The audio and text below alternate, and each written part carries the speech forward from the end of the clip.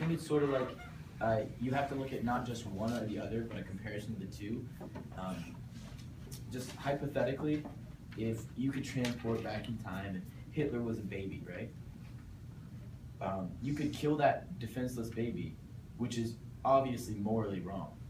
But the ends of that would be that we wouldn't have, this terrible, Holocaust in our history. So, it's definitely better to not have that and to kill the baby.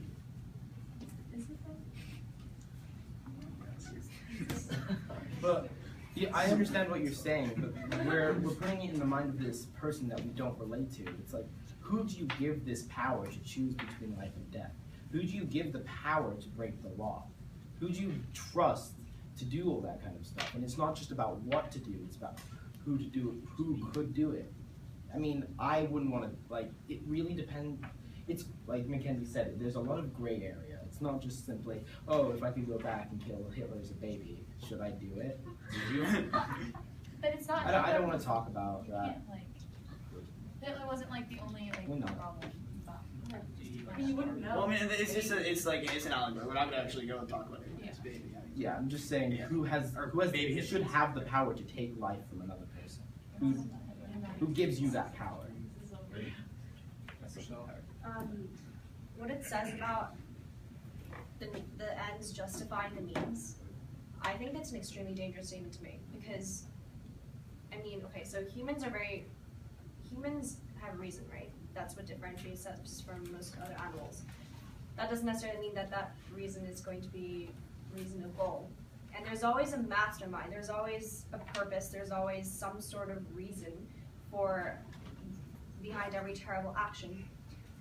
Hitler justified his mass murder of millions of people in the Holocaust, and the Hutus justified their acts against the Tutsis as ethnic cleansing. They thought it'd get rid of all their social, political, economic problems. There's always a justification, and you can always justify something. That's something that we're very good at. We're really creative, and we make it sound good. And to say that the ends can always justify the means, that's very scary, I would say, because we can justify just about anything. And people, they can come up with just crazy reasons that to them seem completely fine and completely reasonable. And to say that the ends justify the means, that's very, very, very scary to me. About the consequences and moral principles, consequences is concrete, and moral principles, as Mackenzie said, it depends on every single person. It's very different for each and every person. So I think that we need a balance between the concrete consequences and the kind of more abstract, ideological, personal principles, moral compass. Okay, I'd like to start off by giving you guys a blow on. You're on a train. You can go in 2 different directions. So you were talking about yesterday? Yeah, that's what we were talking about yesterday. You go straight, you don't pull the lever, you kill 6 people. Or you can make the decision to turn and kill 1 person. Now, let's say question of moral principle versus consequences. You turn, morally you're killing someone. But the consequences is, there's 5 less deaths. Continue straight, morally you're fine, but 6 people still die. I think it's the same thing. The law exists, but law is made by man. And the fact is, not every law is going to be concrete and to be able to solve every issue. I mean, look at the Constitution. I mean, a lot of people try to take it as literally as they can. It's a great document, but if we took it literally, there'd be a lot of issues we can't face. I think we should be able to judge. We should have someone in a position to be able to judge based on the consequences. And now, at least, I think the president, if there is anyone who should do that, it should be the president, not someone that the president hires, such as someone in the CIA, who we expect to do stuff like that, who we don't even vote to office, or someone running the FBI, or someone running some bureaucratic department, because that's expected. But we get angry when the president, who we elect, does something like that. But I think it should be an issue of consequences, and although there is a morally gray area, there has to be someone to make that morally gray decision, and we have to trust that onto someone. It doesn't necessarily it's always going to be morally gray, and there's always going to be issue, and there's always issues about it. It might end up being a bit Machiavellian, but in the end, there's certain issues like Katrina, or even what the dilemma that Harry Truman had to face, that someone has to face. And it might be morally gray, but not everything can be utopia, not everything can be perfect. And you know by Truman, he meant the atomic bomb. And because especially since no one's ever dropped it since. That wasn't It worked then, didn't it? Okay, well, a lot of people are talking about like with the ends justifying the means and like moral principles versus the consequences.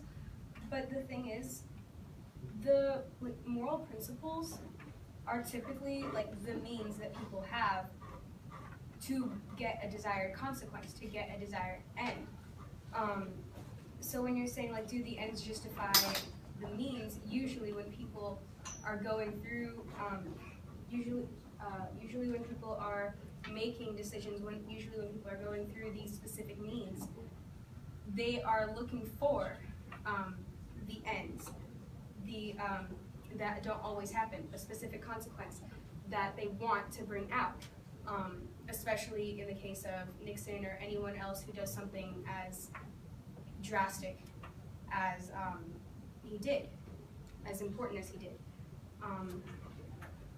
And a lot of times, like people say one or the other, and yeah, there is a gray area, but I think that like you should definitely take both of them into account when you're deciding. Like the means should be judged by the moral principles, and the ends should be judged by like the consequences. It's not really. I don't really think like the ends justify means or means justify ends. Like it doesn't really. I don't think either of them work. A lot of times people do things that actually, like for example, Westboro Baptist Church. A lot of the times they protest and they do like these awful things that are with the intention of bringing about these consequences that in their mind is good, but in a lot of other people's minds is pretty awful, because it is. And even though they're going about this specific path to do to get a consequence they want, most of the time they get the exact opposite. A lot of groups, a lot of people have made specific organizations just for counter-protesting the Westboro Baptist Church whenever they go to protest, and they say like, every time the Westboro Baptist Church sings a song, we'll donate $10 to this charity, or we'll do that. We're going to shout louder than they do with songs of love and with songs of happiness instead of hatred. A charity that the Baptist Church, the Westboro would be against? Usually, yeah. Okay. And so a lot of, like, you shouldn't only look at the means and the ends, like you have to look at the entire situation. Like, what was the person's intentions? Obviously, you can't only judge by intentions, because that doesn't erase what actually happened. But the consequences, a lot of things that happen are not consequences of like one person's specific action, but a lot of people working together, a lot of events coming together and coinciding. And Nixon is like just one example. He was actually nowhere near the only president to do something as like he did, and he was definitely not the only president to do something really wrong. And he was probably just at the wrong place at the wrong time, and he got caught.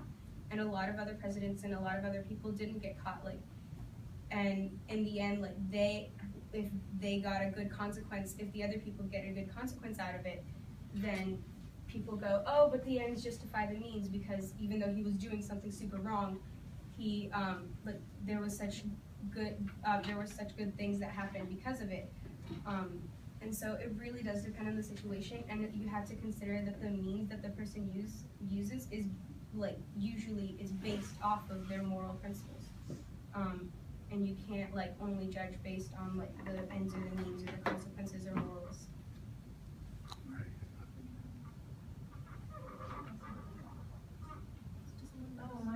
Pass it to Dan.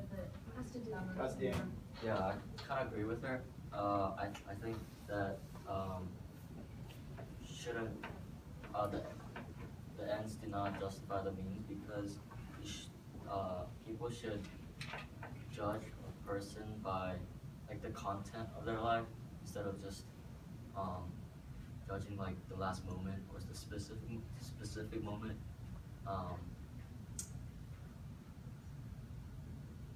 Like before their death or something. It's actually written in the Constitution that we would have this type of thing. It's unsaid, but in Federalist 51, he talks about the 3 reasons why we have presidents, and that's the single branch, 2 of which was decisive action and reduction of ambiguity. So we need someone that when stuff does go wrong, first of all, we can blame someone.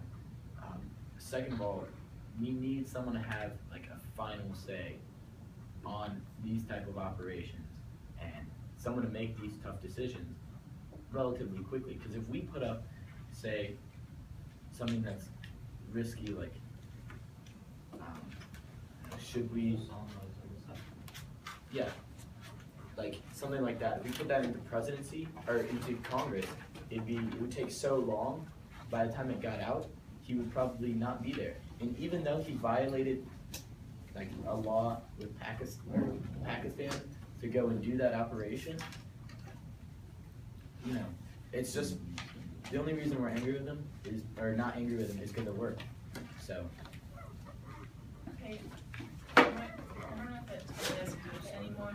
Like I feel like it's a huge responsibility to put on just one person, because if you're like judging that one person's like means for doing the thing, I feel like that's hard for one person to decide. Like if you're like obviously the president's like in control, but like if you're putting all of that responsibility on the president, I think that's really hard for him to make all those decisions on his own. I feel like it's really okay. To Eric. And this might be our final comment of the day. Oh, well, actually, I was just gonna ask, like, this side of the room, maybe, Okay. do you guys ever think torture is justified? Yes. No. Make one comment. That's a good one. That's a good question. Never. It's justified. Neither is inherent. Okay, well, material. on torture, like, Doesn't work. it's a controversial topic, but I agree with it because a lot of the times it actually does get information out of like prisoners. It doesn't. It's 73% of the information they get from torture isn't reliable. I'm just saying it because they do. Yeah. Because I did freshman year with my topic for AP Human was So was torture. mine. So was mine. It didn't work. Yeah, we did. No. I don't know. It might have been, but torture is ineffective. Yeah, it's ineffective. It's It's unethical. unreliable information.